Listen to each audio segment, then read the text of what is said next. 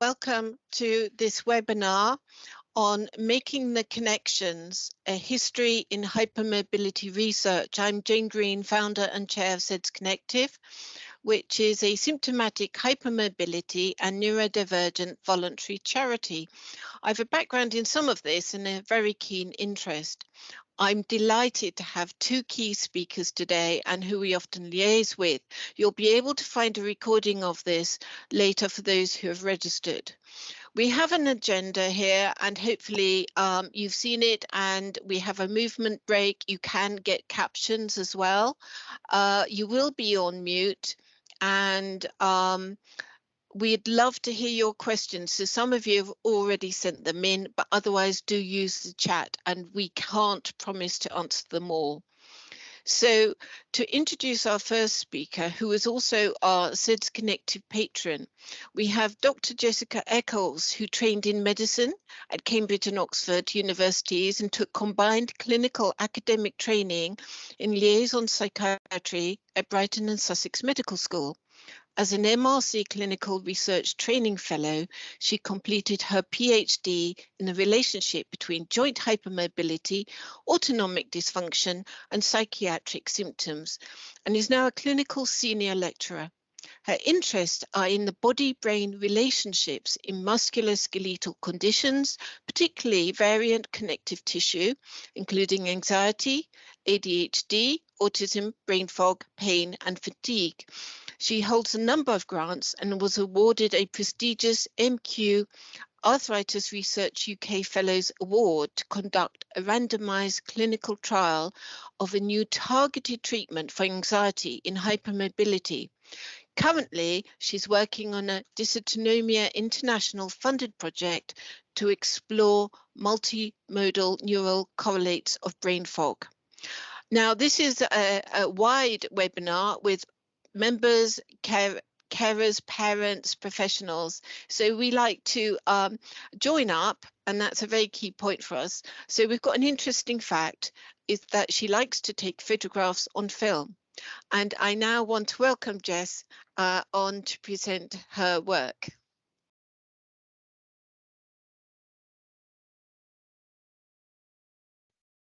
Hello, everyone. Thank you so much for the invitation to speak. Remind me how many minutes we have, Jane? Between 30 and 45. Okay, I'll try and keep it brief so we have more time for questions. I'm just going to share the screen. Let's hope that goes okay.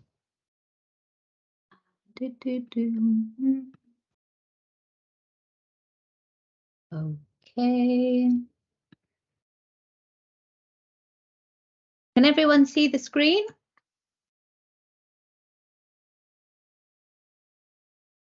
Jane, yes, we can. Okay, yes, absolutely brilliant. Okay, everyone. So I'm going to talk about making the connections beyond bones in hypermobility. And I won't go over the affiliations because Jane's already introduced those. But you can follow me on Twitter at Bendy Brain. And I'm also recently joined Mastodon, but I'll maybe put that in the chat later. I have been researching in hypermobility since 2009, when I first came to Brighton and Sussex Medical School to work then for Professor Hugo Critchley. Interestingly, when I had been at medical school, a orthopedic physician had said to me, do you realize you're hypermobile? And it wasn't a particularly important thing at the time, apart from chronic pain. But I had little idea about how much this would come to shape my life in the future.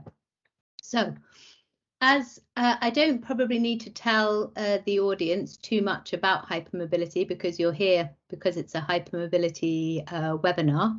But hypermobility is not always a stereotype of it, and it's important to remember that there are many hypermobile features that are not described in the Byton scale. So what is hypermobility? Well, it's much more than just having flexible joints or being bendy. And in fact, it's relatively common. So hypermobility, we don't really know the rates or prevalence of symptomatic hypermobility because no large studies have ever been done. But we know that having flexible joints probably affects about a quarter of the population, or a fifth of the population. And we know that for certain things, this can be advantageous. So, for example, there are certain piano pieces that can only be played by hypermobile fingers. And many sports people, dancers, gymnasts are the hypermobility is absolutely essential, really. But we also know that it's linked to a variety of medical issues. And the interesting thing is these issues cross systems and involve both the body and the brain. Now, there are a variety of classification and screening tools. And sometimes these can be a bit baffling. So there's generalized joint hypermobility, HEDS, EDS type 3, joint hypermobility syndrome, EDS-HT. When I use the term hypermobility, I'm referring to symptomatic hypermobility and hope to be inclusive of all diagnoses, those who are diagnosed and those who are not. So we know that actually hypermobility affects so much more than just the joints. So pain, which you can kind of understand, goes with joints and dislocations and subluxations, but the skin, so many skin features, soft, stretchy skin, unusual scarring, stretch marks, problems with the gums, easy bruising, resistance to local anesthetics, many gastrointestinal issues, so reflux, gastritis, unexplained abdominal pain, a variety of irritable bowel phenomena, varicose veins, Raynaud's, mitral valve prolapse, irritable bladder, urinary stress incontinence, things like short-sightedness, squints, temporomandibular joint pain. And then where my interest really lies is in things like the abnormalities of the involuntary nervous system, difficulties or differences in understanding where you are in space, headache, fatigue, brain fog, anxiety, sensitivity to pain, sensitivity to smell, sensitivity to sound. And I first was interested and still am, and we have a paper coming out in just a couple of weeks about this, in the curious relationship between hypermobility and anxiety. So researchers in Spain found that about 70% of people with panic attacks were in fact hypermobile, compared to only about 10% of people without. And this literature has been repeated over and over again over the years, and we can be fairly confident that there is a link between hypermobility and experiencing anxiety. However, we don't know, or we're working really on why that might be. But there were some interesting findings in terms of hypermobile people more likely to eat chocolate. And this was thought to be possibly a mechanism of self-medication. And alongside chocolate, increased consumption of cigarettes, alcohol, coffee, and chocolate were compared with hypermobility, and there were significant differences. And these were related to fear sensitivity. So it was suggested that this may be a form of self-medication. And interestingly, at that time, it was conceptualized as a way to cope with anxiety. But as I will touch on later, perhaps this is a way of self-medicating some things associated with ADHD and the difficulties that some autistic people face. So how do we get from having flexible joints to perhaps having a panic attack? Well, the first insights we had into this from a mechanistic point of view were from a study that we did when I first came to the medical school, and this was with my my subsequent PhD supervisor and mentor, Professor Hugo Critchley. We looked at 72 otherwise healthy individuals, and we looked for differences in the brain between the hypermobile and the non-hypermobile. And these really have set the scene for our subsequent work over the years. So what you're looking at here is a difference in the part of the brain called the amygdala, which is involved in emotion and fear processing. And we found that these that this part of the brain was different.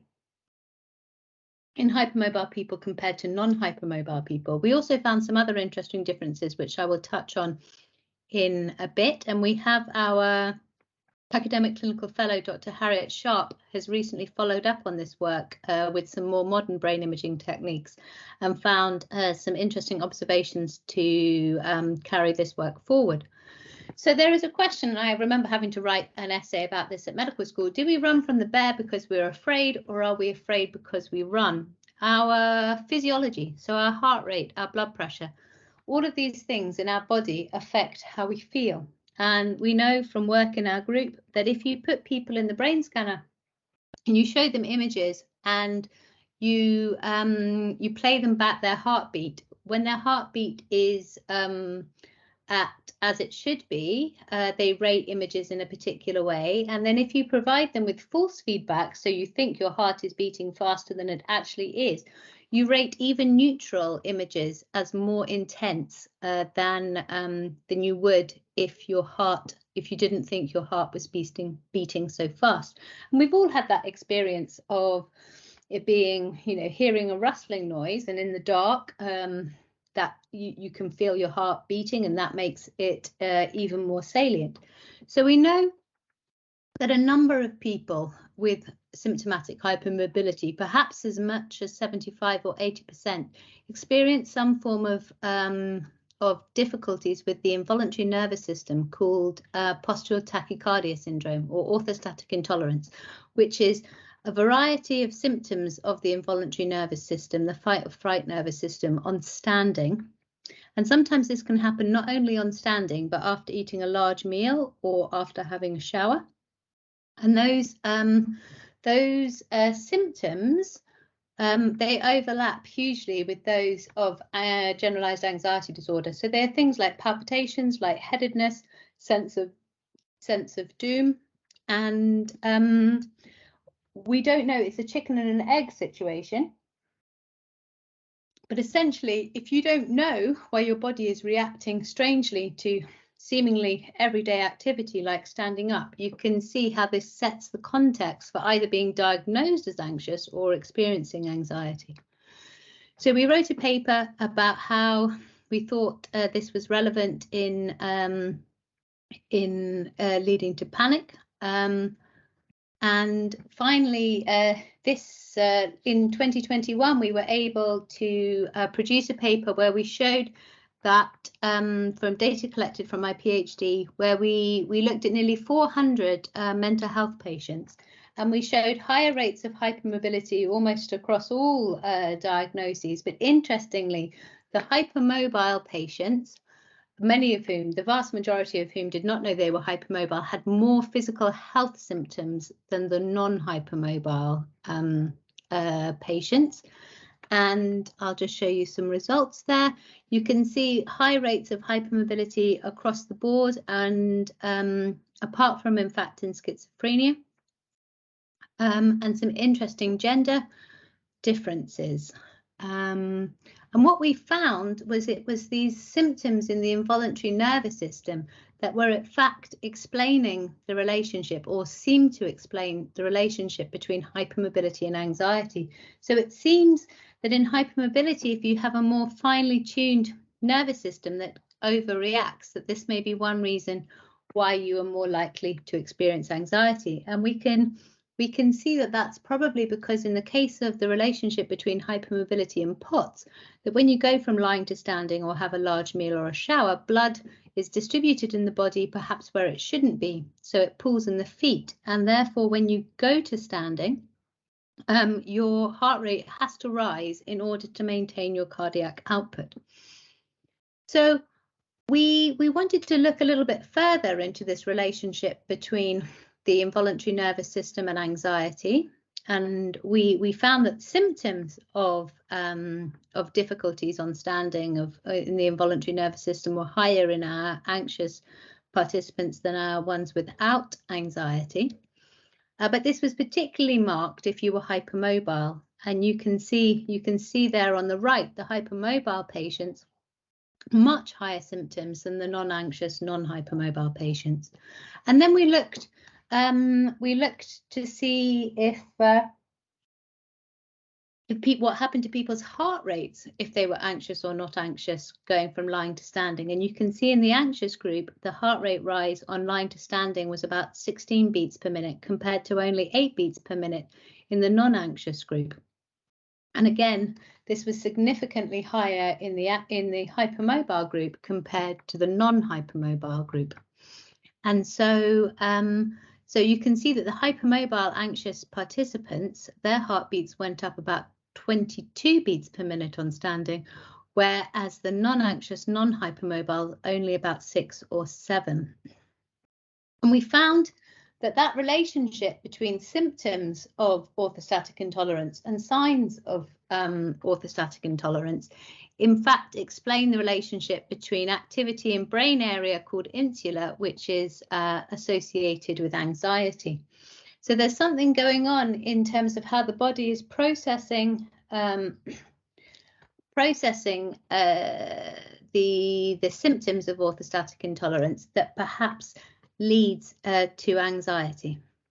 So we put together a model in which there are various things contributing to anxiety and hypermobility. So there is differences in brain structure, function and connectivity, differences in the internal sense of what is happening in the body, overactive flight or fright nervous system, pain, and which could lead to increased feelings of threat and subsequently anxiety. So this led to us developing a treatment for people living with anxiety and hypermobility that was trying to reduce the confusion in some of these signals. And I'll talk a little bit more about that in a minute. So what else? But if we go back in time, we were able to do that anxiety trial during the pandemic. But if we go back to those initial brain imaging findings, we not only found differences in areas of the brain that are related to emotion processing and fear, we also found some differences to things like parts of the brain that are responsible for where you are in space. So dyspraxia. And we also found some differences in parts of the brain that were similar in ADHD and autism. So back then, when we were doing this work in 2012, we were thinking to ourselves, is there a relationship between hypermobility and neurodivergent conditions, which, of course, in 2009, 10, 11, we were still thinking of as neurodevelopmental disorders because we hadn't yet kind of embraced the non-medical model. Where are we? So what is neurodivergence? Neurodivergent conditions are a variety of things like ADHD, dyslexia, dyscalculia, dyspraxia, autism, Tourette's. And I think this graphic is really important. It has been taken from Genius Within to suggest that these differences in thinking and in brain type, so to speak, have real strengths as well as challenges. And so we know that there's an overrepresentation of dyslexic students, for example, in arts courses, often creative, good visual thinkers. And we know that, and the neurodiversity movement tells us really that evolution has created a variety of brain types, which brings huge diversity and enriches the world. So what are the commonalities between hypermobility and some neurodivergent conditions? Well, dysautonomia, so that's what I talked about in terms of the symptoms when you go from lying to standing.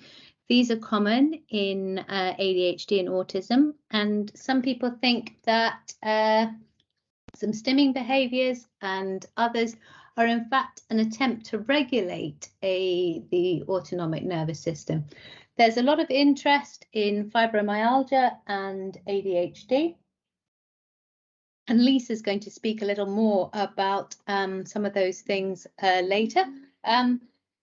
Then across many neurodivergent conditions, many people have dyspraxia.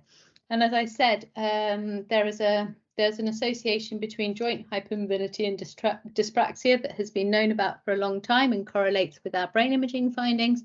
And then autistic people, people with ADHD, also more likely to experience anxiety. So this is just a graph showing that the higher your Byton score, so the score on the hypermobility scale, the smaller a part of your brain in this brain imaging study that we did that is about where you are in space. So this is the link with dyspraxia. Now, whilst we were doing this work of thinking about the relationship between hypermobility, ADHD, autism, Tourette syndrome, in Sweden they have these population registries, and they produced this piece of work that looked at people diagnosed hypermobile and found that they were 7 times more likely to have an autism diagnosis or 5 times more likely to have an ADHD diagnosis. And of course, this is just the tip of the iceberg, because we know that there are so many people with hypermobility who are not diagnosed and so many neurodivergent people who are also not diagnosed. So what we did, and these are some other papers if you wish to follow, we've spoken about, we've summarized some of the links between hypermobility and neurodivergence in connecting brain and body, transdiagnostic relevance of connective tissue variants to neuropsychiatric symptom expression. What we decided was we were going to look at our in our neurodevelopmental service to see if there were higher rates of hypermobility than in a comparison group and also in the general population, and specifically look to see, like we found in the other work, whether hypermobility was actually associated with greater physical health concerns in this group. So the neurodivergent group had nearly 50% of them were hypermobile, compared to the general population rate of 20% and a comparison population rate of 17.5.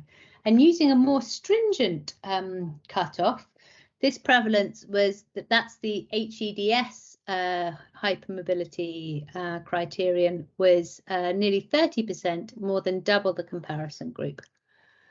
Sorry, my slides aren't moving forwards. So what we know is that if you were neurodivergent, from our data, you had 4 times more odds of being hypermobile than if you were not neurodivergent, or if you weren't in the neurodivergent group. And we can see here the rates of hypermobility. One is using the old joint hypermobility syndrome definition of generalized joint hypermobility. That's in yellow, and then in blue, the HEDS criterion 1. You can see, compared to the comparison groups, these high levels of hypermobility. And then this just shows interesting differences between males and females, with nearly over 70% of our autistic females, ADHD females, having generalized joint hypermobility. And what we find, and thank you very much to Lisa for these beautiful graphs, that the neurodivergent group have much higher pain scores and higher symptoms of differences in the autonomic nervous system, so the orthostatic intolerance was greater, and that this tracked with hypermobile joints. So this is the orthostatic intolerance, and this is the musculoskeletal pain. And when we put these together in a model, what we understand is that the mathematical relationship between being neurodivergent and having physical health symptoms is in fact explained by the presence of hypermobility. This is just one theoretical mathematical model, but it suggests that the relationship between being neurodivergent and having physical health symptoms is linked to hypermobility. Okay, so why is this important? I think if you are seeing neurodivergent people or assessing for neurodivergence, you should think about hypermobility, and you should think about neurodivergence if you are seeing and assessing people for hypermobility. We also know, and this is thanks to people who correspond with me, have said, oh, you know, you talk about the importance of screening. Well, what about service provision? We need our spaces, our hospitals, schools, healthcare, the system to be more accessible and inclusive for everyone. So why? And I'll just try and not spend too much longer talking. But what might be a reason for hypermobility and neurodivergence to coexist? So I mentioned earlier about the ADAPT trial, and we had some interesting findings. We took 100 and we had 110 people undergo a eligibility assessment who had no diagnoses of ADHD or autism, and they underwent some screening questionnaires. This was the RADS and the Wender-Utah rating scale, and we found that about half of our 110 met criteria for HEDS and about half for JHS, and that nearly 1 in 5 scored above threshold for suspected ADHD. So this is only scoring above threshold on a questionnaire. It does not mean a diagnosis. And nearly 50% scored above threshold for suspected autism. And this was particularly high in the sensory domain in the autism measure. So what is there about connective tissue that could perhaps predispose to sensory features? And sensory features, so sensory hypo and hypersensitivities, go across neurodivergent diagnoses. And this, we find that the number of connective tissue features that you have, according to the HEDS overall criterion 2A, tracks very much with sensory sensitivities. So I'm not going to dwell on that. We did find some other interesting differences between the HSD diagnosis and the HEDS diagnoses, but alongside this work, we've also been doing work in terms of fibromyalgia and ME/CFS, which many people may have a diagnosis of. We found that we were looking into mechanisms of pain and fatigue in this group, and we found that nearly 4/5 of the fibromyalgia and ME/CFS patients, in fact, were hypermobile or had symptomatic hypermobility, and that hypermobility correlated with a variety of pain and fatigue measures, and that we put people on a tilt table, and also on a separate occasion we gave people an inflammatory challenge. We found that fibromyalgia and ME/CFS, and then pain being induced by an autonomic challenge, was in fact related to the number of hypermobile joints you have. And relevant for Lisa's talk in a moment, the relationship between having fibromyalgia or ME/CFS and autonomic induced fatigue was in fact explained by higher levels of inflammation. I'm not going to dwell on that. But we've just been, Lisa and I have just been looking at some exciting data that sort of bridges brain and body, and we have found that proprioceptive sensitivities, in fact, are related to emotion regulation in hypermobility. And this calls into question some of the conventional treatments for things like anxiety in hypermobile people. Perhaps some body-centered therapy, so proprioceptive therapy, or others may in fact be relevant in trying to manage emotions as much as conventional anxiety approaches. So we have, Lisa and I have a paper coming out in 3 weeks' time in the BMJ Open, so it will be accessible to all. This is another paper on the relationship between hypermobility and anxiety, where we show in a large birth cohort in Bristol, where there were 6,000 adolescents who were assessed as hypermobile or not at 14. We looked at the relationship between hypermobility and subsequent anxiety and depression. And yes, that paper will be out on the 1st of December. So thank you very much to all of the participants who have taken part in our research. It stands at about 800 now, all of the funders, and of course to our research fellow, Dr. Lisa Quadt, my mentor, Professor Hugo Critchley, and a variety of others who have been involved in this work, and obviously all of the people who have given us money. Thank you so much, and I will take as many questions as we have time for. So I'm just going to stop sharing.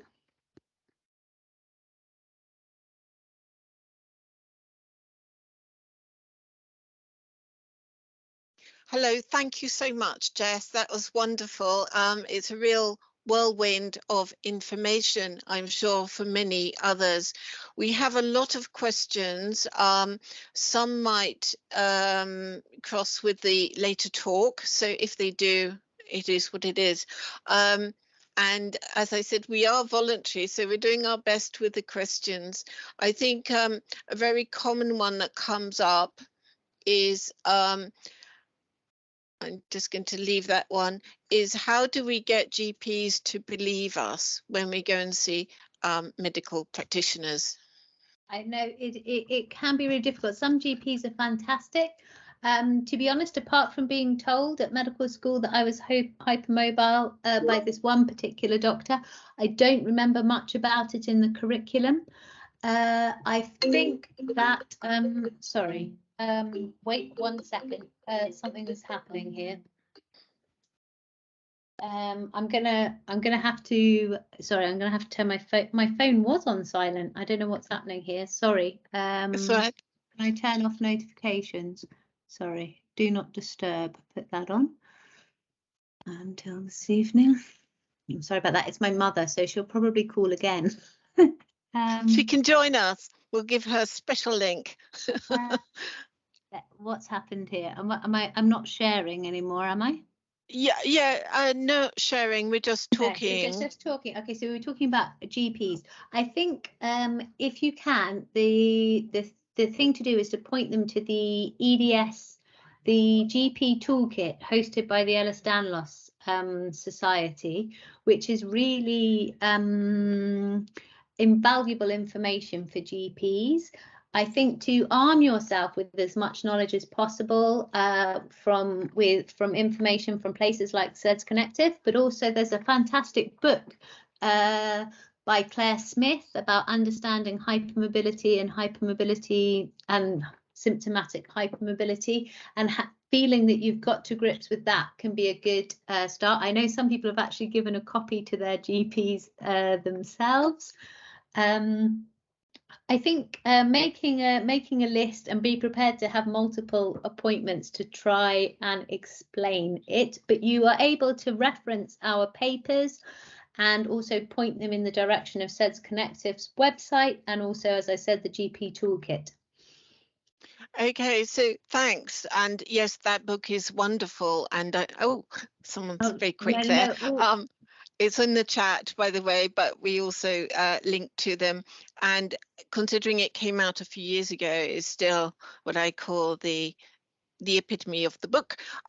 Anyway, following on from that, explaining to GPs about the POT symptoms she faces and how important it is to have a tilt table for diagnosis. I had a heart monitor and they said although it spiked, it's not enough to be concerned, but I keep having falls, I pass out and have injuries. Yeah, I still can't get a tilt test. Well, a tilt test is not the only way to diagnose POTS. So POTS can be diagnosed, and this became really important during long COVID, when access to things like tilt tables was massively restricted, and also we know there's an emerging interest in the relationship between POTS symptoms and long COVID as well. But there's the active stand test, which is where you go from lying to standing with a pulse oximeter for 10 minutes.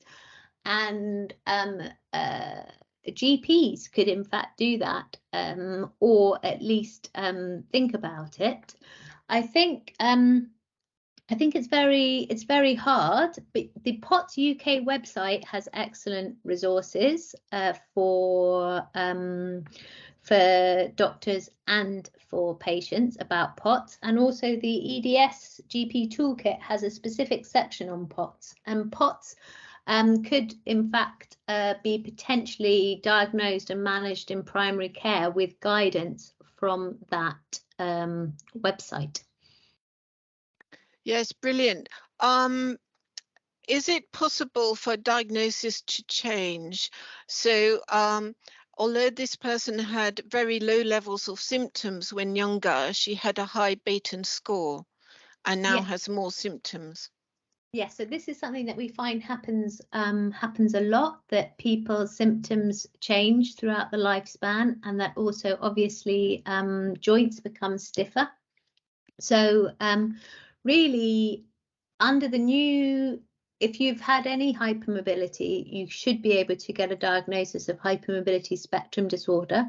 And under the hypermobile EDS criteria, there is they do take into consideration lower Baton scores if you have a history of hypermobility, as demonstrated by what is called the 5-point questionnaire.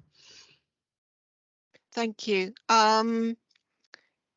Yes, sorry about medical practitioners. A lot of people love this talk. It confirms their experience, which is very key with belief. I have a question here. Where can I find help regarding the ADHD autism diagnosis, I presume, as currently waiting for an assessment, and I imagine it's a pretty long wait and struggling with that.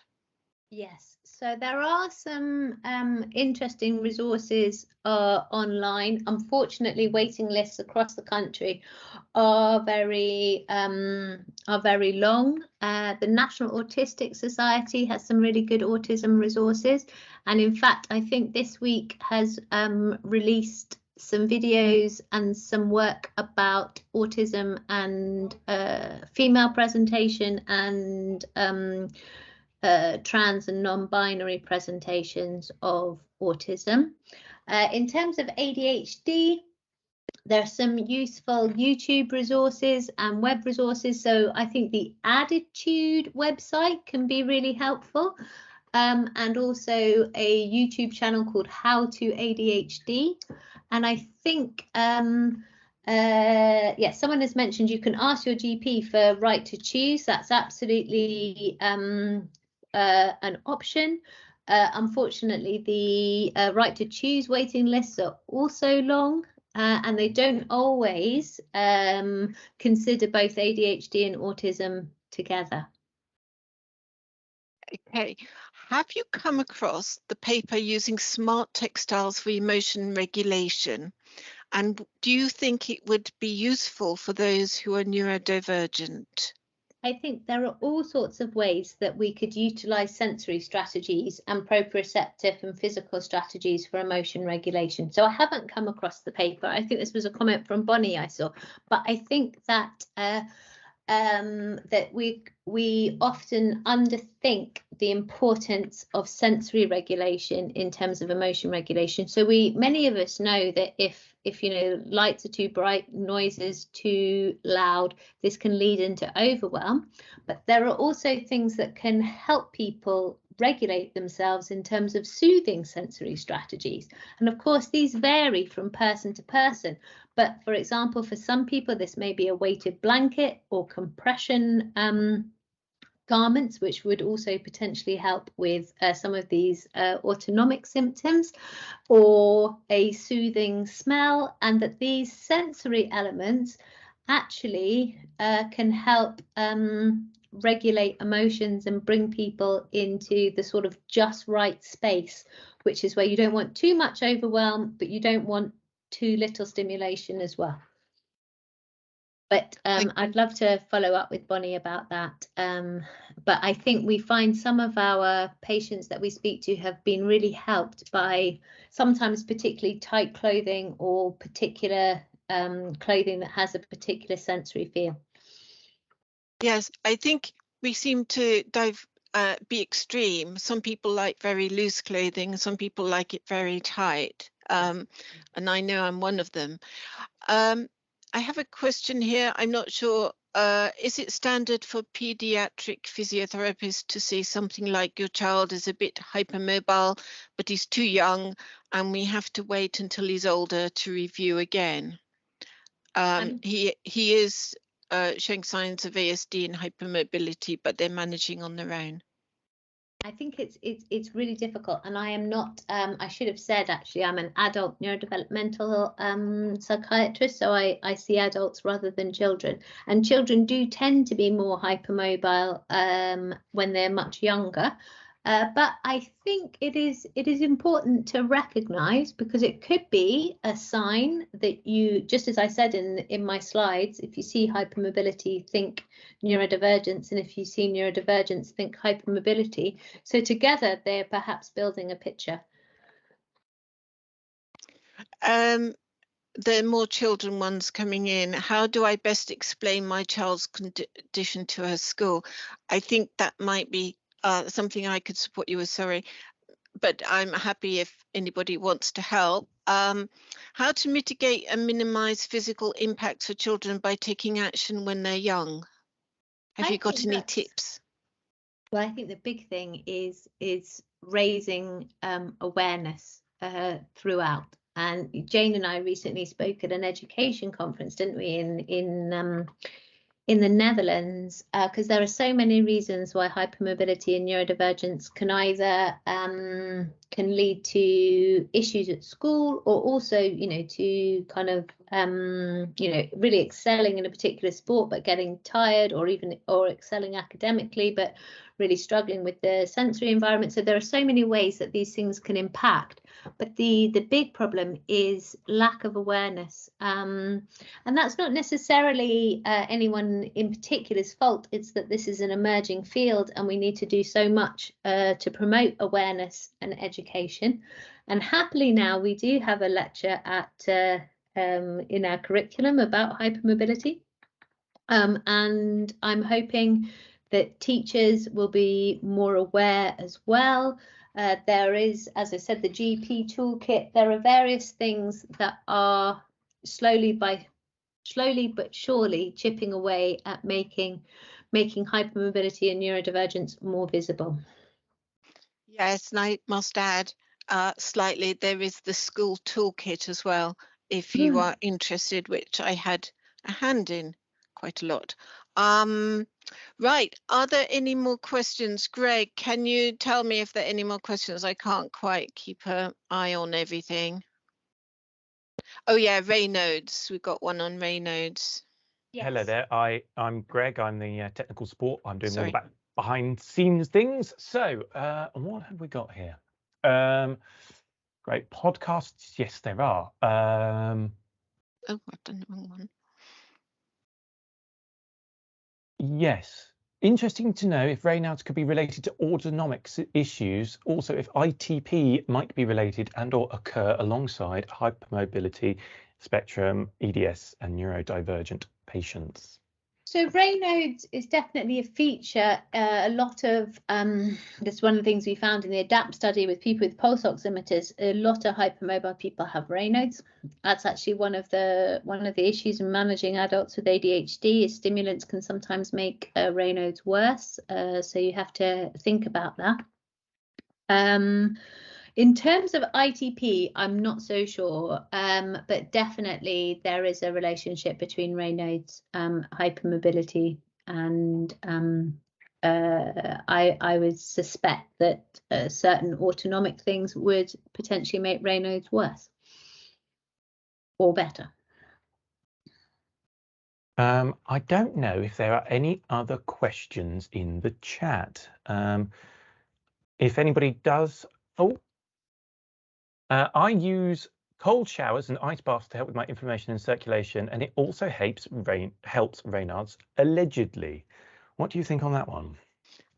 I think that's my idea of hell, personally, cold showers, but what do you think? There's a lot of work that shows that putting your face in cold water can actually help regulate the autonomic nervous system and emotions. I mean, this is why there's quite a lot of interest in sea swimming. things like that. You don't necessarily have to immerse yourself completely in cold water. I have some patients who would put peas, frozen peas on their face briefly, and that can help with emotion. But as I was trying to say with the sensory strategies, one size does not fit all. It's about trying to find the right one for you. So one person's, sensory heaven is another person's sensory hell. Yes, I can't imagine putting frozen peas on my face personally. How do you support a person with these problems? The doctors seem to know nothing about what the patients are talking about. What to do if the patient is not in the region of a doctor who knows something about the symptoms and problems the patient has? This is where things like the GP toolkit are really helpful, because they're available online and are a worldwide resource. And another one to do with doctors, specifically paediatricians. They're reluctant to consider postural orthostatic tachycardia, hypermobility. Which specialist would you recommend to be asked to refer to, as they just keep saying anxiety or chronic fatigue? I'm afraid I'm not really in the paediatric space. Paediatricians are supposed to be, in general, generalists. There are different diagnostic criteria for children and young people, in that I think you need a heart rate rise of 40 beats per minute instead of 30. I think that trying to have a good dialogue with a paediatrician is important, and I suppose asking for a second opinion if none is forthcoming. And I think there's the last one. Are there any studies ongoing or upcoming that I can see if I can be involved with? So we have a volunteer to be experimented on, I believe. Yes, so we're just going through finalising the ethics at the moment, but we're looking for people with a diagnosis of postural tachycardia syndrome to take part in our new study about brain fog, which will be happening in the new year at Sussex University. But we will, when we have the ethical permissions, we will be distributing it on social media, and I'm sure SEDSConnective will hopefully pick it up. Yes, so please follow us on the system. Yes, Jane. Thank you. Yes, someone else asked the other day, they've just finished their masters in biomedical science and are really keen to get involved and do more. So can we pass them on to you if they're interested in going on to do a PhD, for example? Anyone's able to get in touch with us. Lisa and I's emails are freely available online, so anyone interested, please do get in touch. We do not have any open PhD opportunities at the moment, but we always have a variety of master's projects and undergraduate projects for students at Brighton and Sussex Medical School and the University of Sussex. And we can put all the tags on this as well, and on our website if people want to find out more. I think there's one more. Anything tying in the impact of peri and menopause to hypermobile neurodivergence? Oh, absolutely. Often in terms of late diagnosis of neurodivergence, that often happens at these life critical stages. So sort of puberty, the menopause, transitioning, various things. These hormonal influences are really important, and sometimes someone may have been successfully masking until this point, and then that is no longer possible. I've got a question. Is there any particular pattern of development for a teenager who's autistic, global developmental delay, and where to push him? I'm not so sure if you can answer this, how to do certain things. They got diagnosed with hypermobility, Ehlers-Danlos, and then undiagnosed, which is a little surprise to me because I didn't think that was possible. Once you get a diagnosis, I thought of heads, you stick with it, but I might be wrong. I mean, that's broadly, I mean, sorry, I don't think I completely understood the question. I mean, I think that's broadly about hypermobility and neurodivergence and yeah, and the global developmental delay, so learning disabilities. yes. So I mean, resources, SEDSConnective is really a big resource in terms of the overlap between hypermobility and neurodivergence, raising awareness of the co-occurrence of both together.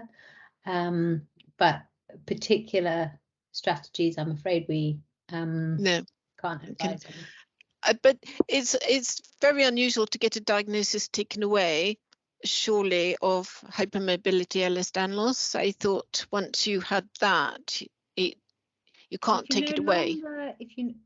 I mean, theoretically, if you no longer meet the pain criterion, it would no longer apply. Okay. There are certain that the pain criteria or the joint instability criteria, but it may be that one doctor just disagreed with another, which is probably more likely.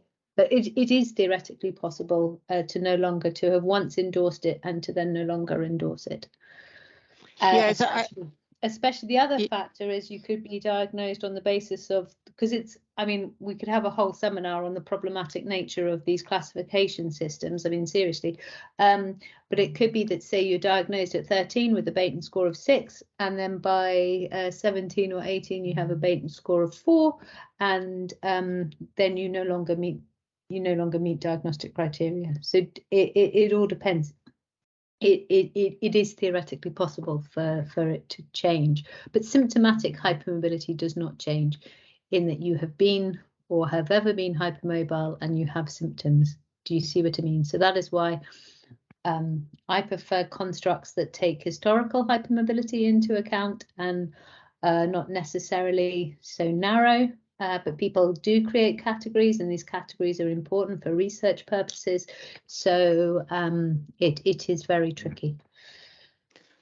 I think for myself and my members, our members, identity with the diagnosis is very important. So if they get an identity, they sort of stick with it, and then it's taken away or changed, they can get very upset, like it's part of their identity taken away. And for example, I was diagnosed differently 5 times over about the same amount of years, which was really discombobulating. I'm saying my favorite word. But I've seen it with other people say this, and I'm trying to say it doesn't matter as long as you're managed and supported, which I think is what you're trying to do at Brighton and Sussex Medical School as well.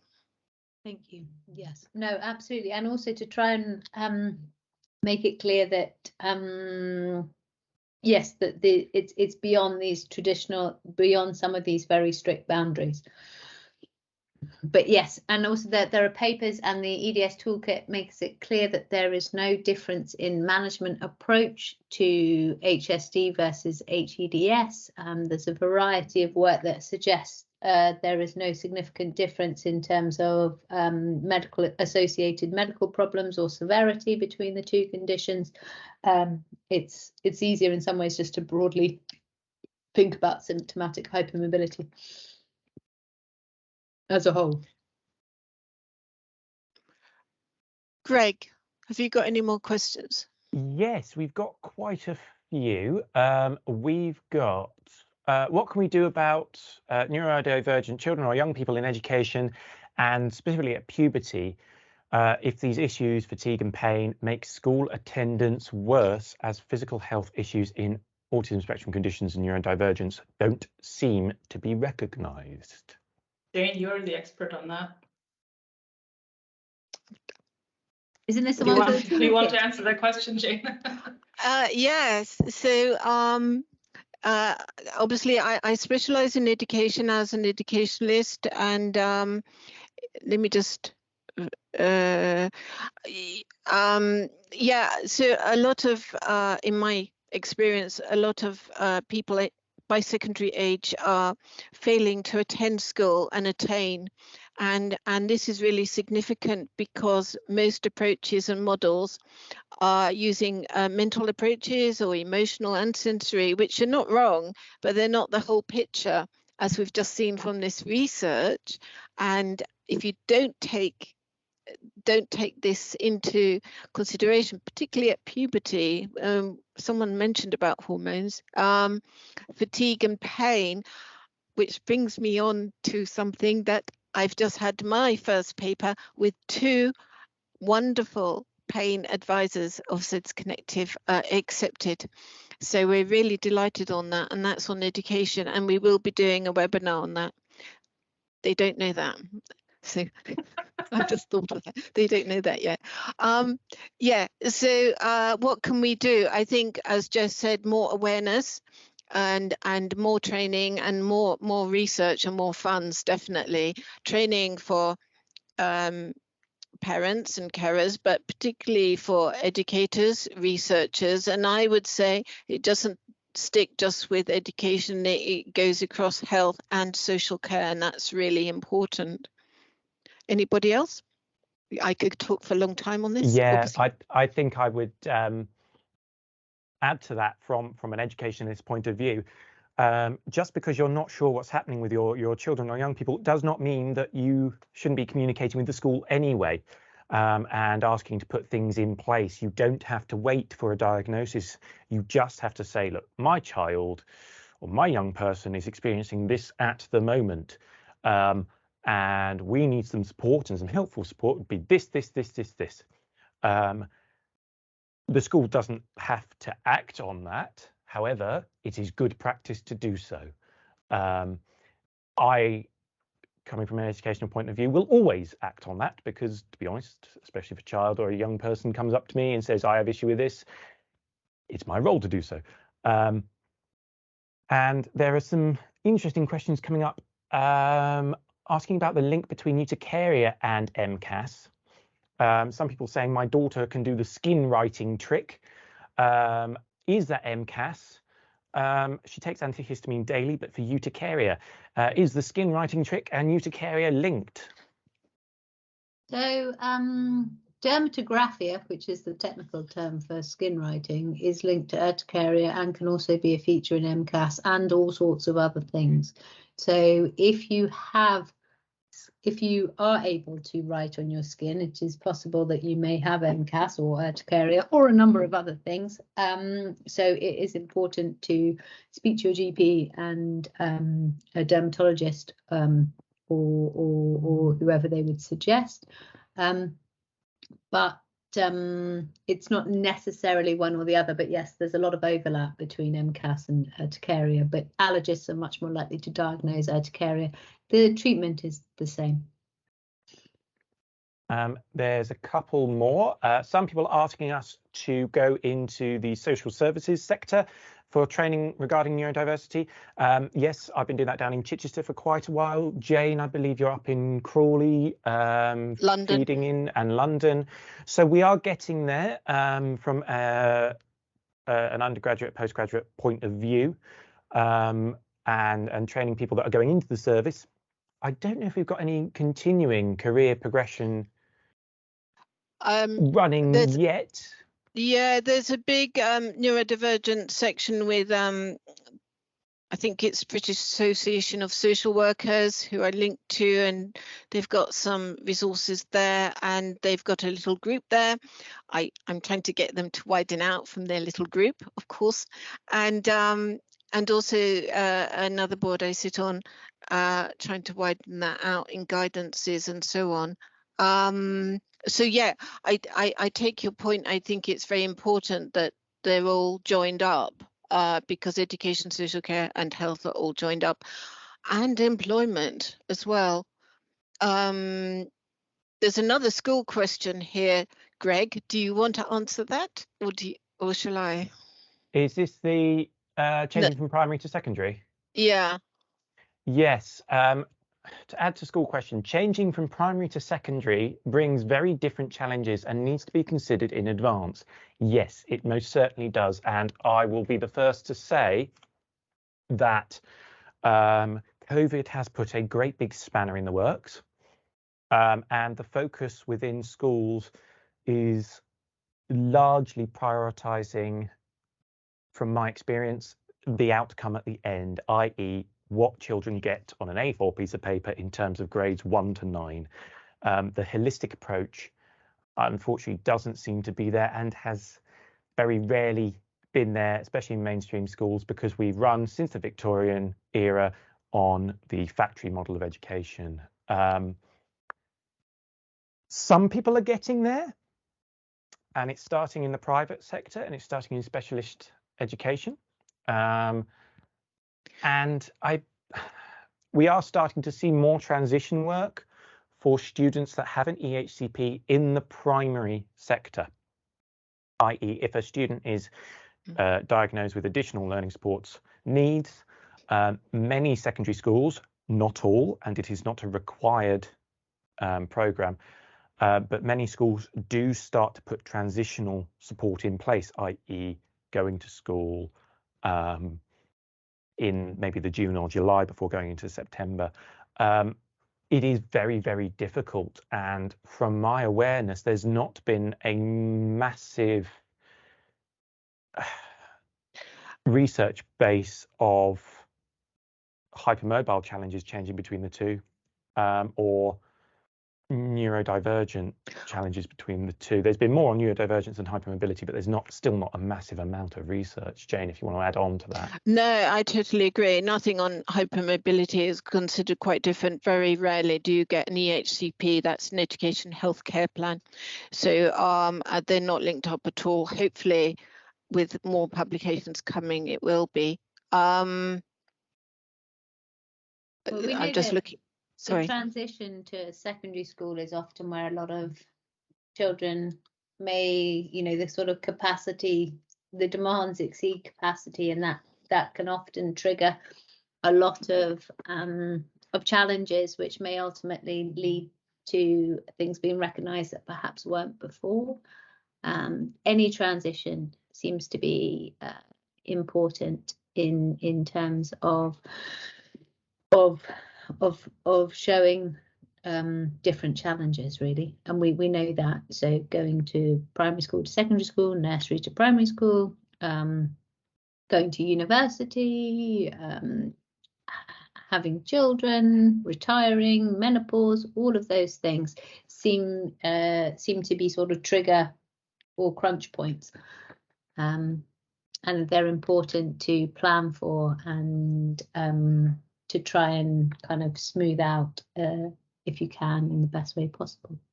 It would be lovely if you could, but different things come into play for different reasons, and usually bottom line, I find. Are there any practical resources we can signpost people into a GP to support school attendance issues during teenage years? I'm going to say the schooltoolkit.org. There are some publications on SEDSConnective, particularly on education, and a new paper. Have I said that before? Coming out at some point. What if CAMs who are responsible for autism diagnosis in teens don't recognise chronic fatigue and hypermobility, and no support is given to my son's fatigue and pain?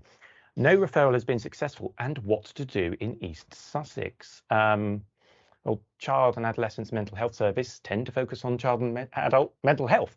Jane, do you have any great recommendations? Lisa, Jess, do you have any great recommendations for them to look at? Just the resources we've probably mentioned already, and the evidence that BSMS have produced, because that's the data. If you agree, Jess. Lisa? Oh, yeah. Sorry. No, I mean, I'm afraid there is no specific solution, but unfortunately this gap between mental health and physical health it does a huge disservice to everyone, and people fall through the cracks. So CAMs will say, it's not our responsibility or our interest or our remit potentially, and then the physical health, well, a paediatrician may say, well, this is autism, go and see CAM. So you can go round and round in circles, which I'm sure is probably the members' experience. We need to create greater advocacy for thinking about the brain and the body together. Yeah, here's a lovely one. Sorry, I'm interrupting. Go ahead, Jane. Go ahead. There's a lovely sleep one here, but you carry on, Lisa, if it's on this track, and then I'll go back to it. Yeah, well, I just wanted to kind of pick up on what Jess said about, making the connections and not looking at brain and body as very different entities. And what we unfortunately hear all the time from our study participants, and I'm sure all of you have experienced or heard someone say, is that they're being dismissed about any of the symptoms that we talked about. And oftentimes it's, it's all in your head, as if that made it less of a problem. Lung cancer is only in your lungs. So what if only in your head? It's still, there's still suffering involved, and there's no more or less important wherever the symptom sits. And I think it's often that, this experience of being dismissed and not being referred, and we just really need more awareness that we cannot tear apart brain and body and mental and physical health. So unfortunately, that is not a very concrete recommendation for anything, but I think if we start to realize ourselves that chronic fatigue might have a physical basis, and in a lot of our minds that makes it then more valid. But even if we hadn't known that before, we should still appreciate the symptoms as what they are, is all I wanted to say.